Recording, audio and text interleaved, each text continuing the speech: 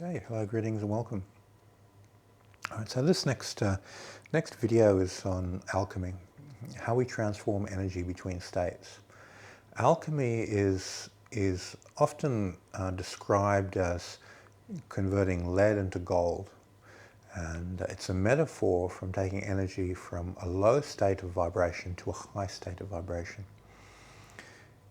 When you're working with anything alchemically, you're changing it from the physical world through the astral world, through the mental world, through the akasha, back into a non-dual light original state. So this alchemical change that you're taking energy through, you need to carry the energy with your mind. So if, let's say, we look at the breath, your vital breathing, you've opened your joints, you've condensed the breath in the space between your hands, you've concentrated on this space, your will is there, and then the breath starts condensing and producing a magnetic fluid between the hands. You've started working on that first phase of taking the physical energy in your environment and condensing it into life force, into prana, and this vital energy. So that's the first stage of alchemy. You're taking it from one state into another. You're taking humidity in the air and you're condensing into water. You're making a fluid out of it, a vital fluid. Step one of alchemy. Step two is to release time within that fluid. So you feel that energy between your hands. You breathe in, you enter into stillness. You tune the mind and the energy between your hands to a feeling of timelessness. And then as you release time and you let time stop, you breathe in or out, depending which end of the breath cycle you're on, and you saturate that slowness and release of time through the energy. So what happens? The energy slows down. The way it's vibrating, it goes into the slower vibratory state instead of a high, fast vibratory state. Everything slows down and the energy thickens.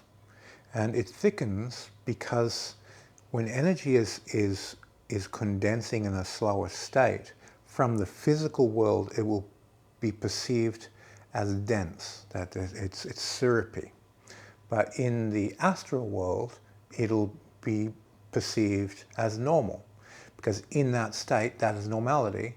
But from the physical state, there's a contrast. So that contrast makes us feel this really thick, dense type of energy, because we're still in the physical perceiving the astral. So the mind is in two places at the same time. We have the physical part, we have the vital part, and we have now the astral, the third place we're taking this energy to. So you can breathe vitally in, relax the energy straight to the astral, or you can breathe from the physical through the vital to the astral and open all these bridges simultaneously to thicken the astral fluid. So your mind carries the energy. It has to be aware of the physical, vital, and astral to condense that energy astrally and create this essence type of energy. Now, from this condensed essence, we've taken all this energy and we've created an essential oil, for lack of a better word, and we want to take this further. Now, you recognize the universe is mind, everything is mind substance, and you want to extract that mind substance out of this essence. So we have to first recognize, okay, this energy is slowed down, it's thick and dense. It is condensed mind substance and formed together. Recognizes the edges of the form, and then as you feather off the edges of the form, you create a feeling of spacelessness and you relax that energy into mind. So you relax it into mind substance. So there's a particular type of sung or relaxation when you take something from form and you move it into mind. Tai Chi people are very familiar with this when they take people's balance. When someone puts a force on you, you recognize the balance, you relax the edges of the space around you, and you absorb the balance into that space. You're absorbing it into your mind. You're taking their physical kinetic load they're putting on you, and you're capturing it and transforming it. You take it through those vital astral levels into the mental space, and that person loses balance in the space around you. So this alchemical transformation of vital through the astral to the mental requires a release of time, it requires a release of space, and to recognize the mental space and relax everything you're touching into that mental space. And this transformation really gives you the 4 ounces leads 1,000 pounds in Tai Chi, gives you the basics of Hermetics, that universe's mind, gives you the basics of alchemy to transform energy into mind substance, to condense it as a type of light. It amplifies your concentration power. So if you're engaging in samadhi, your mind becomes very concentrated. When you increase the density of mind substance within your point of concentration, within your awareness, your mind becomes very bright and intense and more focused, more one-pointed. So you have more equanimity and you have more influence over your environment. You have more sensitivity because the spirit senses require energy and density to interact with the environment. Remember that when you develop any metaphysical skill, there's interaction. If I want to look at my environment, light from my environment hits my eyes. There's a physical interaction. Every sense gate interacts with the environment to be sensitive. Astrally, energy has to come in for you to astrally sense it. You have to project your mind out astrally to feel, see, hear, and so forth within the astral. So this requires more space. When we get to this mental state, your spirit, your mind substance, needs to go over there to feel over there. And because it's not subject to time, it can go through any point in time and interact to know. It's not something where we just sit and wait for something to arise within our consciousness. We interact with the information to perceive the information, whether it's mentally, astrally, or physical. There needs to be an interaction. Now, some people who are very open have information streaming into their mind gate and they're getting psychic impressions all the time because of their openness. And these interactions are just happening as a continuity of their mind stream. So in alchemy, if we want to transform energy from the lower to the higher, we have to be aware of the higher level we're taking the energy to and then relax it into that state so the energy is interacting with that state. We have to be in 2 places at the same time. That relaxation from one state to another is really the key. How do you increase or decrease time? How do you increase or decrease space within your feeling of your mind? And it's your awareness that controls all these stages of alchemy. Now the next stage is recognizing the emptiness underneath the form, underneath the energy, underneath the information, underneath the mind substance. And this recognition of the emptiness underneath things, this is the control point. This is where it makes all these types of transformation easier and easier and easier because your mind recognizes it from underneath. You're not caught inside of it, you're underneath it when you're working with it. So to do this, we have a stream of exercises in Hermetics. The first is concentrating through the gates as an observer, then concentrating through the gates as an intender. You concentrate eye consciousness on an object. You hold the object, or you just observe all the objects. And this Vipassana approach of just watching the rising, falling away, versus isolating a meditation object and concentrating, both of these will generate a type of stillness. 2 different types of stillness. The stillness that accumulates from simple observing versus the stillness that accumulates from one point of concentration. One is sharp, one is soft. So there are 2 different types of stillness. But both of them, we mix them together and we pay attention to them. And this generates a type of equanimity within the mind in which you can observe an object from that stillness and get a different perspective. And it's a different view from the stillness that arises from observing to the stillness that arises from one point of concentration. They're 2 different types of stillness. But we need to make the mental body equalize with both of these so that when you engage into that stillness and you enter into that deep vacuous state, that the mind is able to recognize the emptiness underneath the mind itself. So when you're watching your thoughts arise and fall away, it's very obvious. There's an observer, there's thoughts, there's mental landscape, and emptiness accumulates.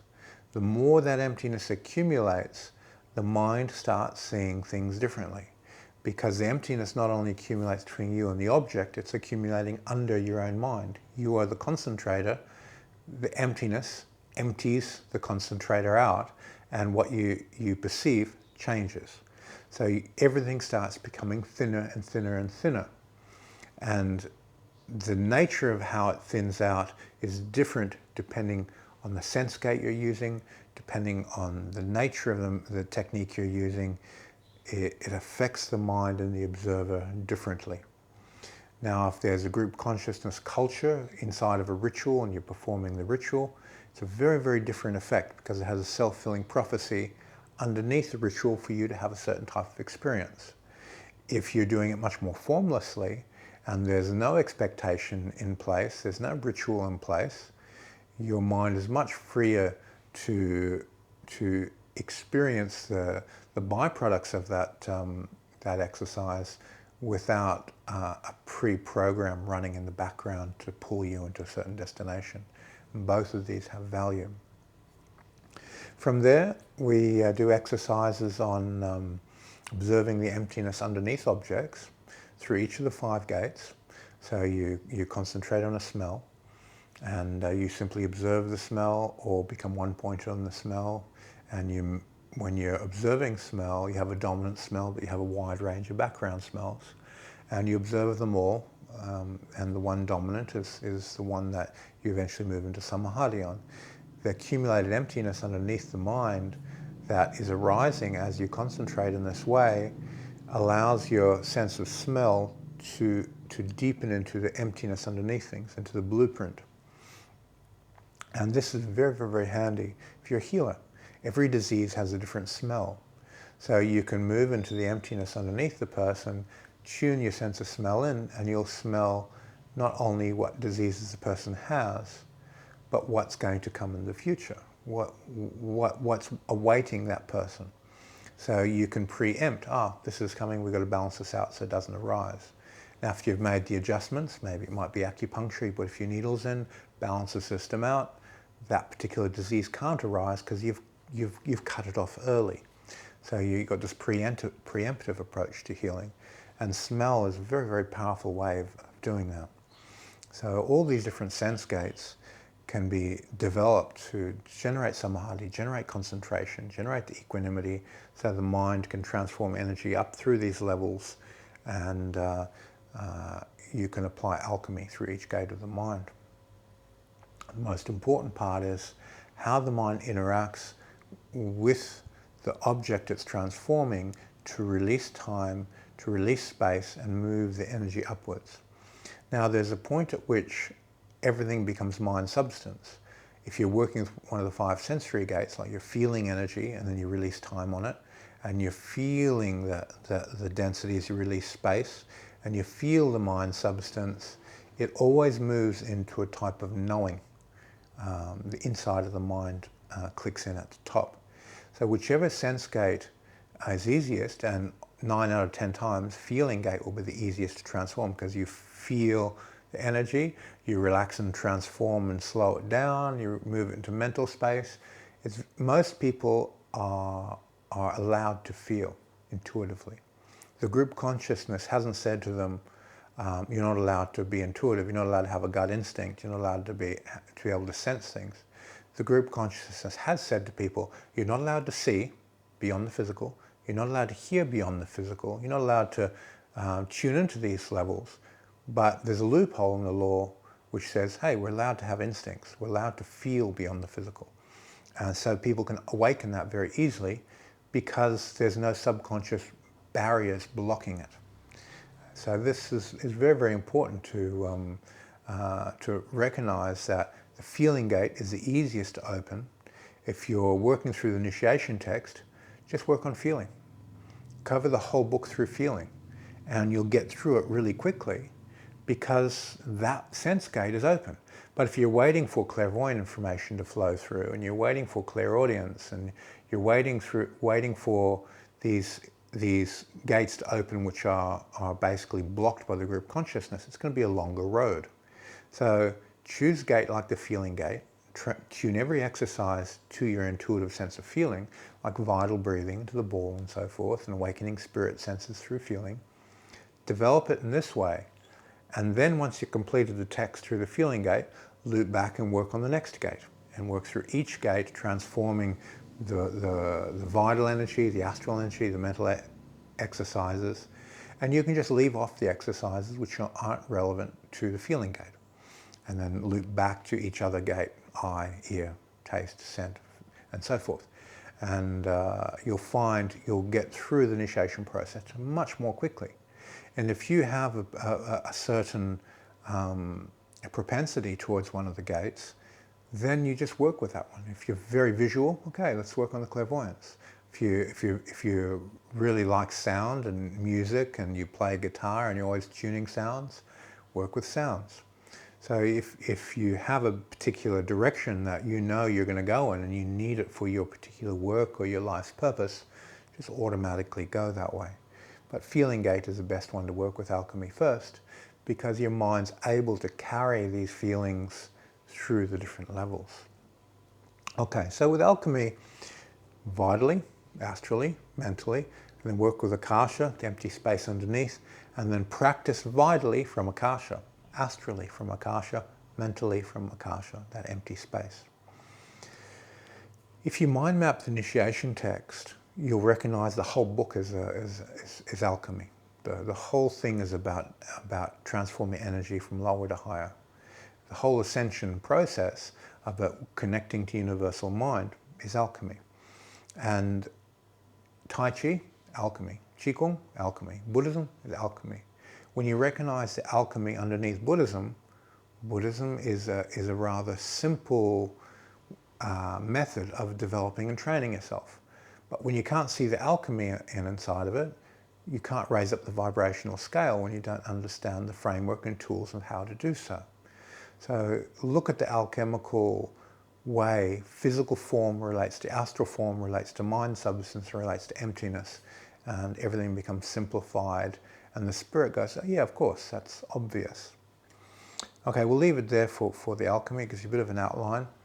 And I suggest you mind map the initiation text to make more sense of this, and break down each point and develop each exercise through the feeling gate first, and then from there do it in a way which is fun for you to get through. Okay, thanks for your time, and see you in the next video.